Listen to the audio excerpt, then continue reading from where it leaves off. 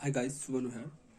আজকে আমি নিজেকে একটা প্রমিস করছি, এই যে আজকের পর থেকে আমি কোনো war related, Pakistan India war বা এনি কোনো ভাইরাল টপিক যেটা ট্রেন্ডে চলছে সেই রিলেটেড কোনো ভিডিও বা কন্টেন্ট আমি দেখবো না।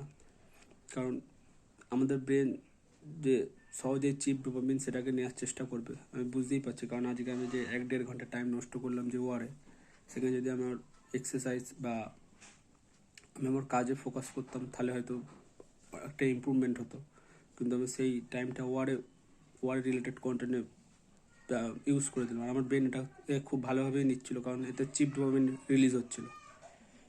তাই আমি একটা টার্গেট মানে এটা আমার নিজেকে করা প্রমিস, এই যে আমি আজকের পর থেকে কোনো ওয়ার রিলেটেড কন্টেন্ট টিভি বা সোশ্যাল মিডিয়ায় অথবা কোনো ভাইরাল টপিক যেটা ট্রেন্ড করছে সেই রিলেটেড টপিকের ওপর কোনো কন্টেন্ট দেখবো না, বা তাতে আমি কোনো মাথা দেব না। ওকে, বাই।